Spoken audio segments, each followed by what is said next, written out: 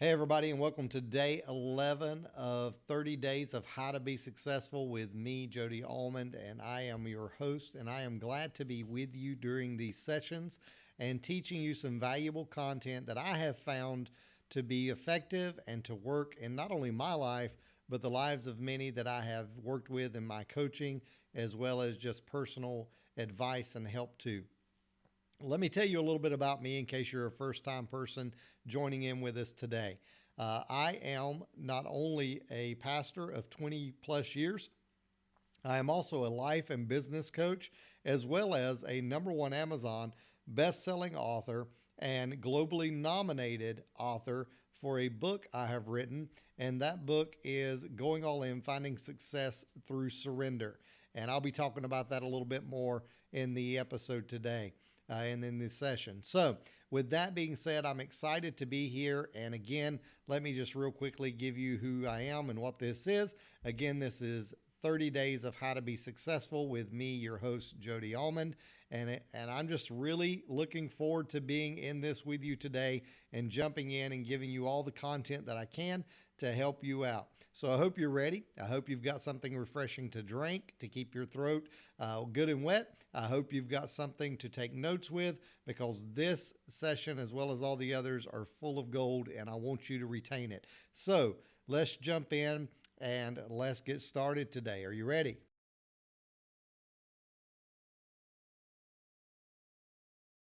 Today's topic that I want to share with you is excuses. And I find one of the major things that kill our potential is the ability we have to make excuses that we don't end up doing what we should do. So listen to Kobe Bryant's quote. He says, "I have nothing in common with lazy people who blame others for their lack of success. Great things come from hard work and perseverance, no excuses." Did you hear Kobe's last words there? No excuses. Now, I think if we be honest today, we would have to agree that Kobe Bryant is one of the best basketball players to have ever lived, period, right? Now, I'll be honest, I'm not a huge follower of basketball like some folks are, but I can tell you this, that from what I know of basketball, and from what I know of statistics and from what I know of the press and from what I know of results, Kobe Bryant was one of the best to ever play the game. And he says one of the reasons why is because of hard work, perseverance, and the ability to learn, that he could not allow himself to make excuses. Now, I'm just trying to give props to the man today because this is what I'm trying to get you to understand. Well, let's use another one. Michael Jordan had every reason in the world, folks, to make the excuse that he would never play basketball. If you know his story, great. If you don't, go look it up and read it. But the guy should have really never played basketball by most people's estimation. But Michael Jordan had a mentality that instead of allowing what somebody else projected onto him, he would not make excuses and he would be willing to put in the hard work, to persevere, to have determination.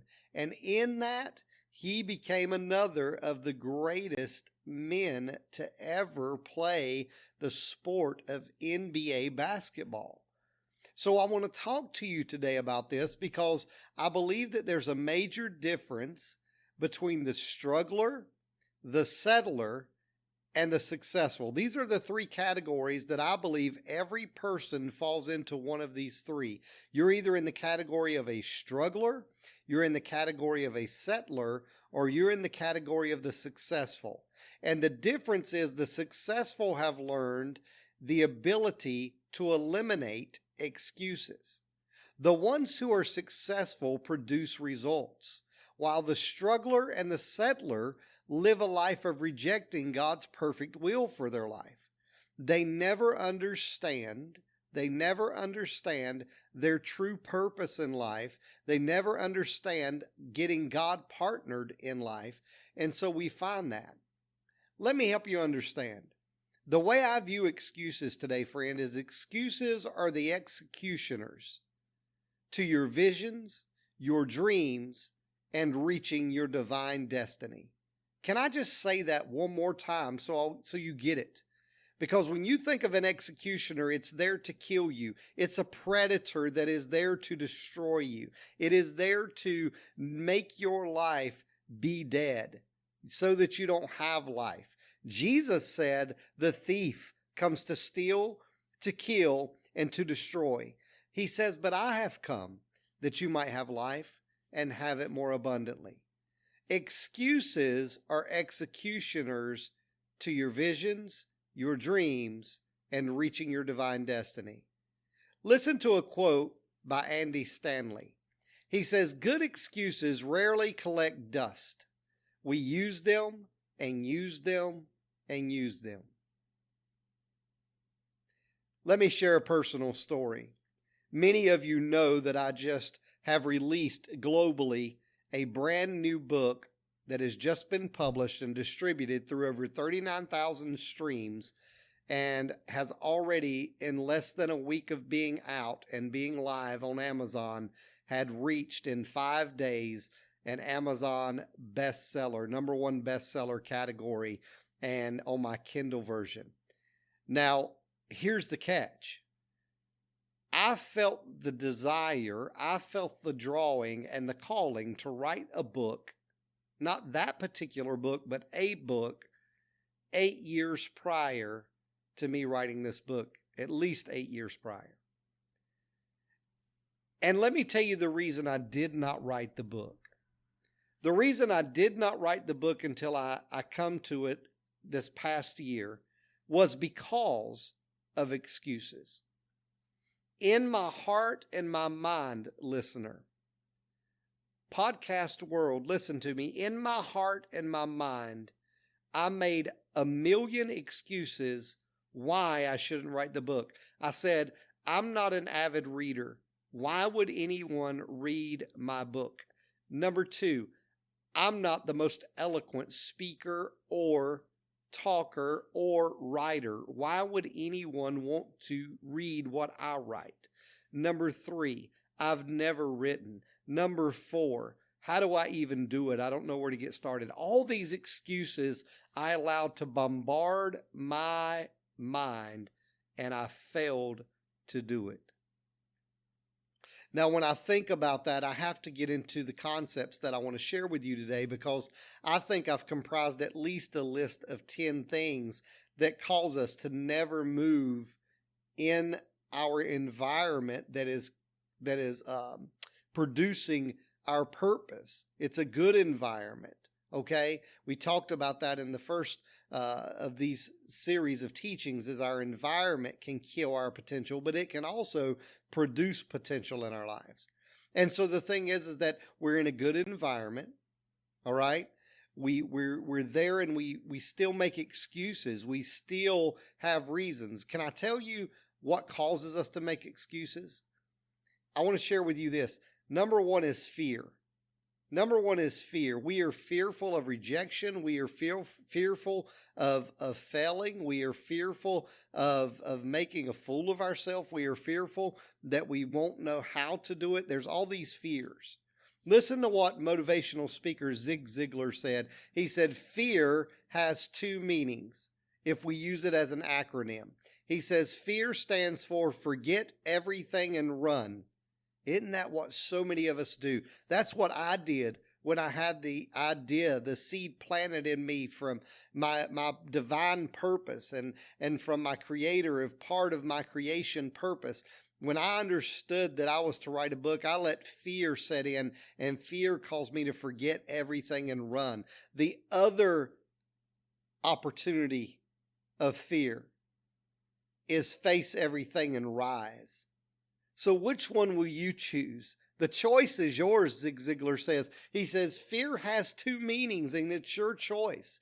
You can either choose to see it as opposition and forget everything and run, or I'm adding the opposition in there, okay? Or I say, you adding to Zig Ziglar, you can see it as an opportunity and face everything and rise. Because do we believe God when he says, I can do all things through Christ who strengthens me? I'm really not trying to preach to you, but I'm inspired by this because I know so many people make excuses because of fear. Another reason we make excuses is because of frustration. This deals more with the settler. The fear deals with every category. And let me say this, let me back up for 1 second, because I think we have people teaching us a wrong methodology, saying that you should not be afraid. You should never have fear. Listen to me. If you never have fear, you probably should get some mental help. Because I'm going to tell you something. Fear is healthy. There is a healthy fear in life. You should not let fear overtake your faith, but fear is healthy. I can promise you that if someone was getting ready to throw you out of an airplane without a parachute, you would have a moment of fear, if not a whole fall of fear. Okay? And fear is healthy. That's why we tell our kids not to touch a hot stove, because fear is healthy. We're teaching them, be afraid of the hot stove. It will hurt you. Fear is healthy. Okay? But let me move forward, because frustration deals a little more, I think, with the settler. Because when you think about frustration, it means you've tried, but you did not get the results you wanted. Right? You've tried to do something, but the results you wanted did not come, and they weren't attainable. And so I think we get frustrated. We get frustrated because we're not patient. We get frustrated because the results didn't come in the time we thought they would, or like we thought they would. And so frustration sets in, and we say, I'll just settle. I'll settle where I'm at. I'm making okay money. I'm doing okay in life. I'm miserable, but I'll settle. Never settle. Settlers can't be truly successful. They can't reach the peak of their potential. They might reach a peak, but not the peak. I mean, I believe God wants us to go to the highest peaks. He wants us to plant our flag on top of Mount Everest, right? So frustration also is a reason we make excuses. Number 3 is failure. Failure causes us to make excuses in every category if we're not careful. Now, the successful have understood that failure is not final. They understand that the only way to achieve true success is through failure, because failure teaches us what we need to learn to keep going and improve. But the mentality for so many is, when we fail, we stay down. A quote that comes to my mind in this moment is from the movie Rocky, and Rocky Balboa, Sylvester Stallone playing the part who wrote the script, says this: it's not a matter of how many times you get knocked down in life. It's a matter of how many times you get knocked down and get back up again. And isn't that why we love Rocky? I mean, black-eyed, busted lip, bruised face. He's basically on the brink of death, but he gets up again and again and again. The referee is on 8, and Rocky is stumbling to his feet in the corner, and he's being cheered on by the fans, and he keeps on fighting. Paul said, I fight the good fight of faith. Friend, let me tell you something. Don't let your failures define you. Don't let your failures define you. They're not final. They're not final. And if you can realize that, you will achieve success. Think about the people who've truly been successful that you read about and you know. Okay? They had many failures on the way to their success. As a matter of fact, not long ago, I heard a story of Abraham Lincoln. And if you don't know his story, he failed so many times at his hand in politics. When somebody asked him, Abraham, why do you keep trying? Why don't you just give up and go home? Abraham said, because there's somebody who believes in me. Can I tell you something? You have somebody watching you that believes in you. It may be a child, it may be a spouse, it may be a parent. And if you say, I don't have anybody, you've got me. I believe in you. I know God has greatness destined for your life. And I want to tell you, don't focus on your failures. Let your failures be a foothold to get to the next rung in the ladder of your ladder of success. Let me move on. Number 4, forging ahead to undiscovered territory. Now, you hear this all the time. It's never been done. I've never done it that way. You hear these kinds of explanations giving as an excuse to why we can't do it. If we had that mentality, we would not be using the majority of the luxuries we have today. We would still be walking or riding a mule or a horse. We would still be in the dark ages as far as electricity. Thank God for Albert Einstein and him developing electricity. When people said he was insane, he understood more than they did by knowing that he had to forge ahead to undiscovered territory. Thank God for the Wright brothers from my state of North Carolina who was willing to say, you know what? We want to be like a bird. We want to fly. People said, man, you're crazy, Wright brothers. You can't fly. But the Wright brothers said, watch, and we're going to go into uncharted territory. Have you ever felt God leading you into uncharted territory? Can I tell you something? That's usually your sign. Jeff Foxworthy talked all about here's your sign. Here's your sign for success. God's going to take you to places that you can't take the glory for because he doesn't share his glory. So forge ahead if you know God is calling you to do something into uncharted territory. I'm glad that people were willing to, in a basement, begin to work with computer software and computer technology to come up with this schematics and this technology that we have today that we call the internet, that we call computers, that we call laptops, that we call smartphones. All of that came from somebody running into uncharted territory, forging ahead into undiscovered territory. Another one that we have to deal with, everyone, is faithlessness. Because when we consider this, we have to understand that faithlessness is truth. Okay? The reason we don't move ahead so many times is because we don't have the faith we need to move ahead. And I want to encourage you today to have faith. My life verse, if you've gotten an autographed copy of my book, every book I sign, I write this verse in. I write this verse in. And the verse I write in it is Mark 9 and 23. Mark 9 and 23. And I write that because it became my life verse many years ago. And the reason it did is because it spoke to me so immensely. And this is what it says. Jesus says to a man, if you can believe, all things are possible to him who believes.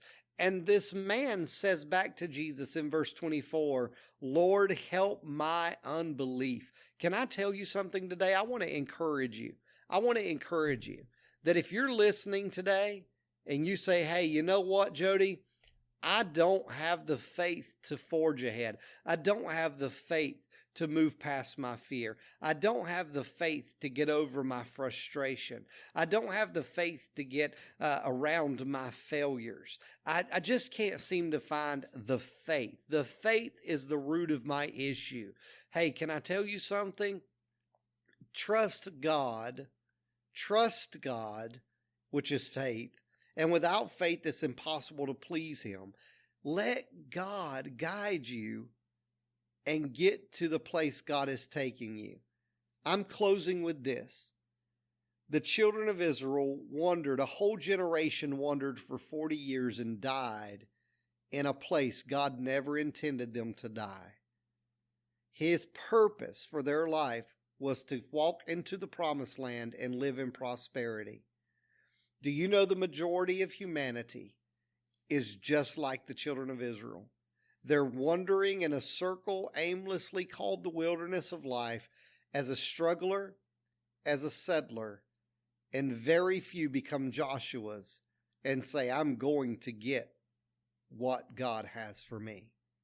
As a matter of fact, out of 10 spies, only 2 had the faith to believe, and those 2 are the only 2 out of that generation who went in. Will you be a man, a woman, a child of faith today and trust God that what He says is yes and amen, and nothing except you can stop Him? I encourage you today, don't let your faithlessness hinder your progress. Now, that's just part of these things that stop us from getting into our potential, to fulfilling our potential. So I hope it's been a blessing to you. I hope it's been an encouragement, and I hope it's been beneficial to you to be able to hear and glean from that information today. And I hope you'll be able to apply it. Again, it's good to be with you. I can't wait to see the success that comes out of your life from applying these principles that I've been teaching you. And I hope that you'll continue to join me every night through the month of April for the 30 days of how to be successful with me, Jody Almond, in Real Talk, right? And so I hope that you can join me for that. And I hope that you can be a part of that with me here each and every time we get together. And again, that's today's topic that I want to share with you is excuses and how to be successful, right? And so I hope you can join me for that. And I appreciate you being here with me today. And I thank you for being a part of our time together. And so until we can get back again and until we can be together again, I hope that you will have a blessed evening. And that'll be all for me tonight. God bless and have a great, great evening. God bless.